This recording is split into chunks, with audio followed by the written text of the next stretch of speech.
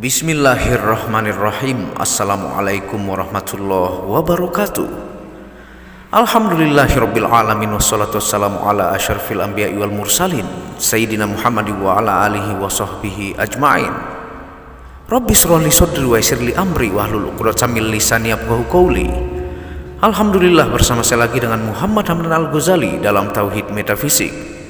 Pada kesempatan yang berbahagia ini kita akan membahas tentang video kaum sufi tidak butuh surga dan tidak takut neraka. Dengar baik-baik penjelasannya. Tonton video ini sampai selesai supaya Anda mengerti, tidak gagal faham dan tidak menjadi fitnah karena kegagal fahaman Anda.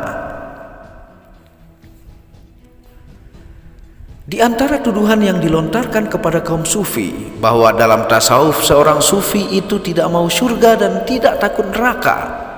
Padahal Rasulullah SAW pernah berharap surga dan dihindarkan dari neraka. Rasulullah yang paripurna saja masih demikian. Kenapa kaum sufi enggan dengan surga dan tidak takut neraka? Tuduhan dan pertanyaan berikutnya seputar surga dan neraka bahwa kaum sufi dalam tujuannya untuk beribadah hanya kepada Allah, tidak menuju surga dan tidak menghindar dari neraka, dianggap sebagai akidah yang salah. Padahal dalam Al-Quran disebutkan makan dan minumlah di surga dengan nikmat yang disebabkan oleh amal yang telah kamu kerjakan di hari-hari yang lampau, dalam Al-Haqqah ayat 24. Jadi apakah kaum sufi pandangannya bertentangan dengan ayat tersebut? Jawabannya, dalam Al-Quran dan hadis soal surga dan neraka disebut berkali-kali dalam berbagai ayat dan surat, tentu saja sebagai janji dan peringatan Allah Subhanahu wa ta'ala. Namun memahami ayat tersebut ataupun hadis Nabi SAW harus dilihat dari berbagai sudut pandang, tidak sekedar formalisme ayat atau teks hadis saja. Contoh soal rasa takut. Dalam Al-Quran disebut beberapa kali bentuk takut itu. Ada yang menggunakan kata takwa, ada yang menggunakan kata khauf, dan ada pula khasyah. Dan berbagai bentuk kata yang ditampilkan Allah Ta'ala yang memiliki hubungan erat dengan bentuk takut itu sendiri, sesuai dengan kapasitas hamba dengan Allah Subhanahu wa Ta'ala. Makna takut dengan penyebutan yang berbeda-beda itu pasti memiliki dimensi yang berbeda pula, khususnya dalam responsi psikologi keimanan yang berbeda-beda antara satu dengan yang lainnya, berkaitan dengan frekuensi dan derajat keimanan seseorang. Begitu juga kata jannah dan nar, surga dan neraka. Penekanan-penekanan kata nar dalam Al-Quran juga memiliki struktur hubungan yang berbeda. Nar disebutkan untuk orang kafir, memiliki tekanan berbeda dengan orang munafik, orang fasik, dan orang beriman yang ahli maksiat. Kata nar yang disandarkan pada macam-macam ruang neraka. Ada neraka jahim, neraka jahanam, neraka sa'ir, neraka sakor, neraka abadi, dan penyebutan kata nar yang tidak disandarkan pada sifat dan karakter neraka tertentu. Jika nar kita maknai secara gradual, justru menjadi zolim, karena faktanya tidak demikian. Hal yang sama jika para sufi memahami nar dari segi hakikatnya neraka, juga tidak bisa disalahkan. Apalagi jika seseorang memahami neraka itu sebagai api yang berkobar. Kalimat nar tanpa disandari oleh azab juga berbeda dengan neraka yang ansik belaka. Misalnya kalimat dalam ayat di surah Al-Baqarah, wattaqun narol lati waquduhan nas wal hijarah, dengan ayat yang sering kita baca, waqina adzaban nar, memiliki dimensi berbeda. Ayat pertama menunjukkan betapa pada umumnya manusia, karena didahului dengan panggilan ilahi, wahai manusia, maka Allah langsung membuat ancaman serius dengan menyebutkan kata nar. Tetapi pada doa seorang beriman, lindungilah kami dari siksa neraka, di ayat kedua maknanya sangat berbeda. Karena yang kedua ini berhubungan dengan kualifikasi keimanan hamba kepada Allah, bahwa yang ditakuti adalah azabnya neraka, bukan apinya. Sebab api tanpa azab jelas tidak panas, seperti api yang membakar Nabi Ibrahim alaihi salam.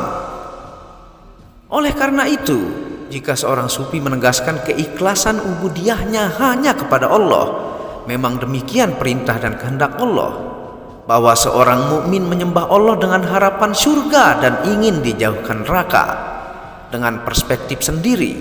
Tentu kualifikasi keikhlasannya di bawah yang pertama. Dalam berbagai ayat mengenai ikhlas sebagai ruh amal disebutkan agar kita hanya menyembah lillahi ta'ala.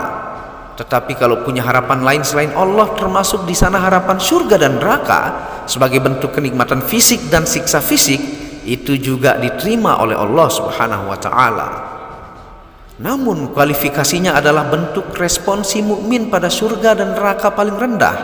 Semua mengenal bagaimana Allah membangun contoh dan perumpamaan, baik untuk menjelaskan dirinya, surga maupun neraka. Kaum sufi memilih perumpamaan yang paling hakiki, karena perumpamaan neraka yang paling rendah sudah dilampauinya. Sebagaimana kualitas moral seorang pekerja di perusahaan juga berbeda-beda, walaupun teknis dan cara kerjanya sama. Orang yang bekerja hanya mencari uang dan untung tidak boleh mencaci dan mengecam orang yang bekerja dengan motivasi mencintai pekerjaan dan mencintai direktur perusahaan tersebut. Walaupun cara bekerjanya sama, namun kualitas moral dan etos kerjanya yang berbeda.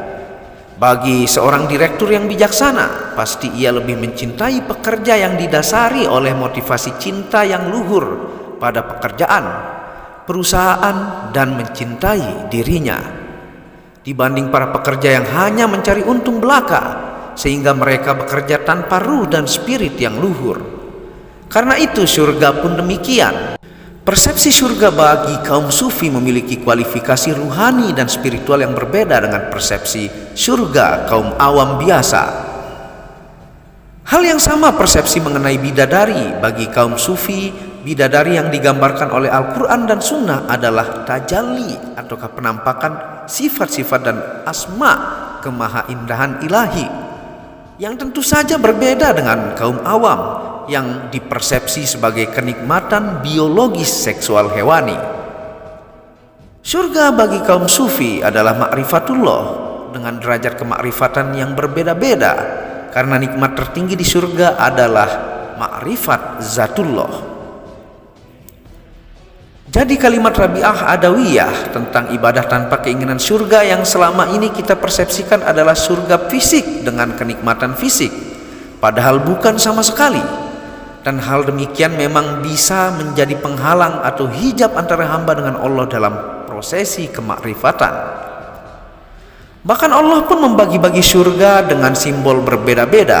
Ada jannatul ma'wa, ada jannatul khuldi, ada jannatul na'im, ada jannatul firdaus, yang tentu saja menunjukkan kualifikasi yang bersifat lahiriah maupun batiniah. Bagi orang beriman yang masih bergelimang dengan nafsunya, maka persepsi tentang nikmat surga adalah pantulan nafsu hewaninya dan syahwatnya. Lalu persepsi kesenangan dunia ingin dikorelasikan dengan rasa nikmat surgawi yang identik dengan syahwatiyah. Rabi'ah Adawiyah dan para sufi lainnya ingin membersihkan jiwa dan hatinya dari segala bentuk dan motivasi selain Allah yang bisa menghambat perjalanan menuju kepada Allah. Dengan bahasa seni yang indah dan tajam, mereka hanya menginginkan Allah, bukan menginginkan makhluk Allah. Amaliyah di dunia sebagai visa surga hanyalah untuk menentukan kualifikasi kesurgawiannya, bukan sebagai kunci masuk surganya. Karena hanya padal dan rahmatnya saja yang menyebabkan kita masuk surga. Karena padal dan rahmat itulah kamu sekalian bergembira. Demikian dalam Al-Quran. Bukan gembira karena surganya. Surga dan neraka adalah makhluk Allah. Apakah seseorang bisa wusul atau sampai kepada Allah manakala perjalanannya dari makhluk menuju makhluk? Nah, Anda bisa merenungkan sendiri betapa tudingan-tudingan mereka yang anti tasawuf soal persepsi surga dan neraka ini bisa terbantahkan dengan sendirinya tanpa harus berdebat lebih panjang. Hanya mereka yang tidak faham atau belum belajar saja jika ada ucapan seperti ini dikecam habis. Tuhanku, hanya Engkau tujuanku, dan hanya ridhoMu-lah yang kucari. Limpahkan cinta dan ma'rifatmu kepadaku. Ucapan yang menjadi munajat para sufi. Lalu mereka mengecam ucapan ini sebagai bentuk anti surga dan tak takut neraka. Sungguh sangat miris karena kurangnya ilmu, pemahaman, dan hanya belajar syariat semata atas untung pribadi. Wallahu a'lamu bishawab.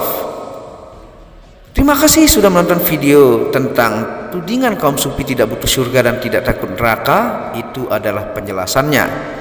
Ibarat Anda bekerja di sebuah perusahaan yang ketika Anda bekerja karena Anda mencintai pekerjaan tersebut dan mencintai perusahaan tersebut, berbeda dengan Anda yang hanya mengambil untung ataukah gaji semata. Spiritnya berbeda. Meskipun pada akhirnya Anda akan mendapatkan surga dan neraka. Jadi kaum sufi tidak melihat surga dan nerakanya, tapi murni keikhlasan atas sang pemilik surga. Karena murni ikhlas karena mengenalnya, seandainya surga dan neraka pun tidak ada, maka kaum sufi tetap menyembah karena mengenalnya. Nah, seperti itu kurang lebih penjelasan dari tudingan-tudingan di atas. Semoga berkah bermanfaat. Apabila ada salah kata itu murni dari kebodohan saya sendiri, apabila ada benarnya itu datangnya dari Allah. Dukung channel ini untuk mengembangkan dan mengklik tombol subscribe gratis dan lonceng notifikasi gratis, tidak ada ruginya. Wabillahi taufiq wal hidayah. Assalamualaikum warahmatullahi wabarakatuh.